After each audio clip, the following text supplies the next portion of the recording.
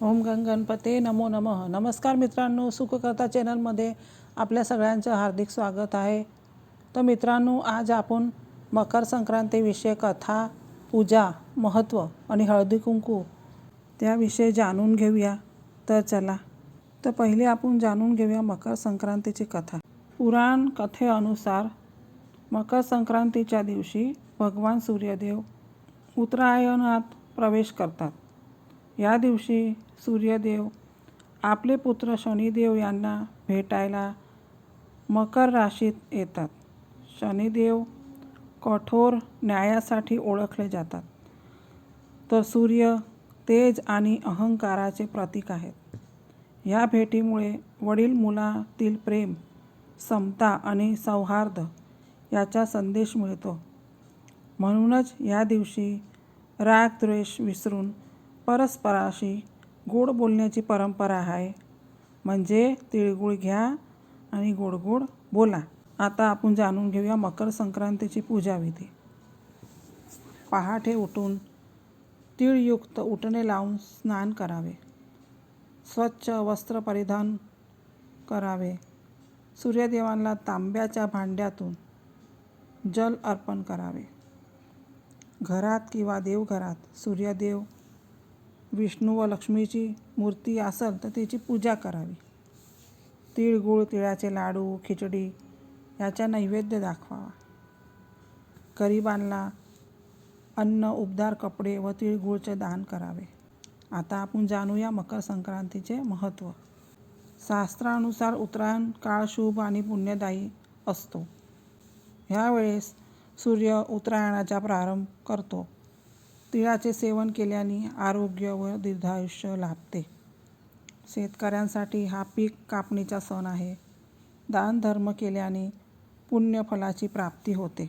आता आपण बघूया हळदी कुंकाचे महत्त्व व विधी. मकर संक्रांतीपासून रथसप्तमीपर्यंत हळदी कुंकू करण्याची परंपरा आहे.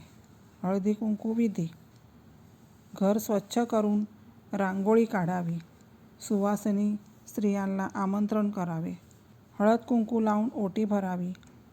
ओटीत तिळगुळ, साखर, ऊस, भुईमूग, गहू, वस्त्र द्यावे. सुवासिनींना मान देऊन आशीर्वाद घ्यावा. हळदी कुंकाचे महत्त्व. सौभाग्य, समृद्धी व कुटुंबातील ऐक्य वाढते. देवी लक्ष्मीचा आशीर्वाद प्राप्त होतो. स्त्री शक्तीचा सन्मान केला जातो. या दिवशी स्त्रिया एकमेकीला भेटून हळदी कुंकू देतात आणि शुभेच्छा देऊन म्हणतात. तिळाचा लाडू देतात आणि म्हणतात, तिळगुळ घ्या आणि गोड गोड बोला.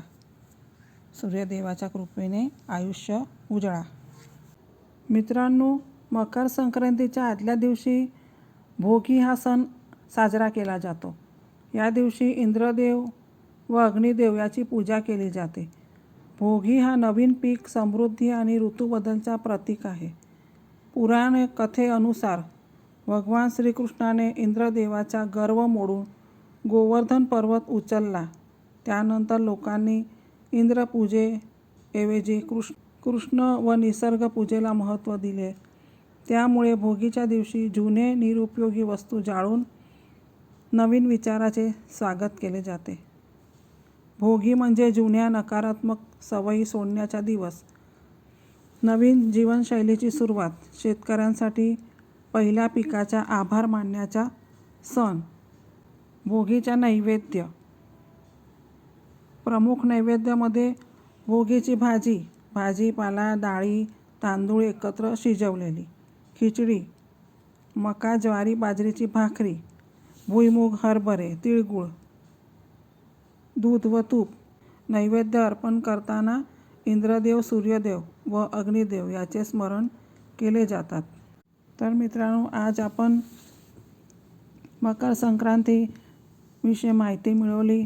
जर आपल्याला आमचा व्हिडिओ आवडला असेल तर प्लीज लाईक, शेअर आणि सबस्क्राईब जरूर करा.